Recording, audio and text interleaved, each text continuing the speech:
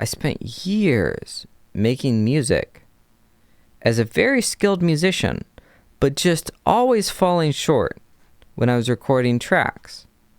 Because I would just like try to achieve this thing that was in my head, and it just wouldn't be quite right, and it wouldn't sound quite right, and it'd always be just not quite as good as I wanted it to be. And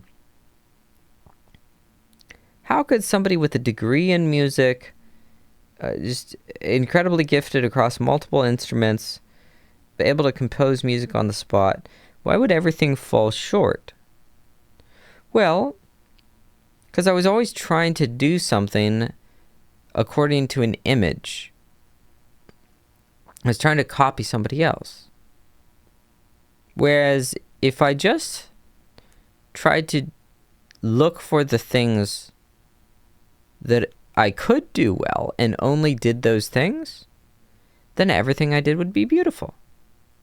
It basically has to become a meditation where you have to take some time out of your day to say, okay, here's an hour where I'm only going to succeed. And this isn't like a manifestation, rah, succeed. This is, if I'm not succeeding at this, I won't do it. Which is funny because it sounds like childish. It sounds like an immature thing to do, right? Like, because people say, well, look, you need to learn how to work hard, and sometimes you don't look good at things and you just need to struggle through. That's another lesson. That's the lesson of perseverance. Once you learn a little bit of perseverance, then you have to actually go, what could I make that is good? And for that, you need a different practice. You need different guidelines. And so you have to take an hour to say, okay, I am going to choose things to do right now that I could make amazing.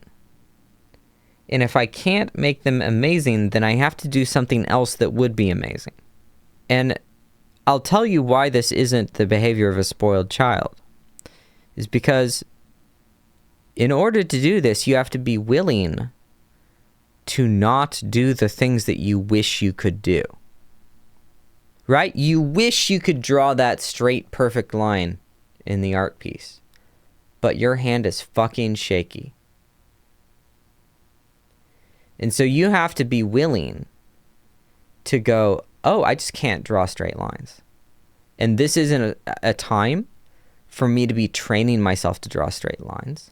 This is the time for me to figure out what art could be beautiful with a shaky line. And the amount of ego death that requires is so big, there's no way that's a childish behavior. Because you have to be willing to accept that you can't do it.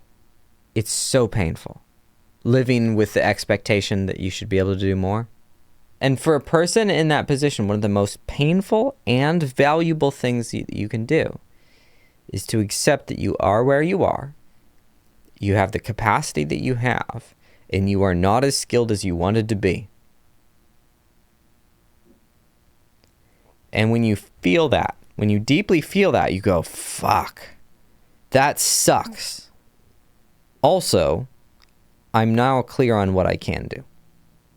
When you let go of your attachment to what you should do, your capacity to see what you can do opens up. And this is one of the most powerful things I know in helping a human learn to move forward. Is if you are struggling to move forward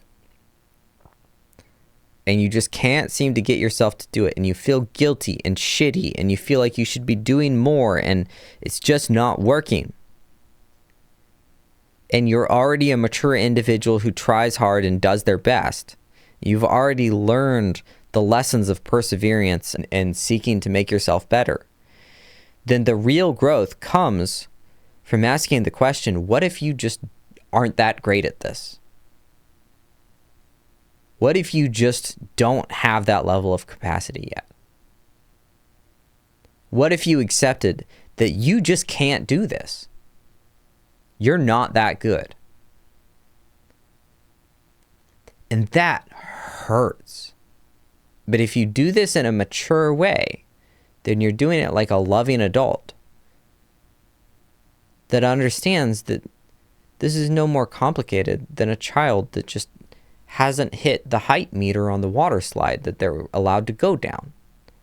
This doesn't mean you need to be ashamed of yourself and that everything sucks and you're an awful person. It just means that you're not tall enough for that water slide yet. Who cares? And when you accept that, you go, oh, well, what water slide can I go down? And you go, what can I accomplish? And when you open up to the door for that, you would open up the door for realistic action. And we know when somebody starts taking realistic actions, they start getting results. And we know that results are what create momentum. And momentum is what creates growth. That's how you move forward.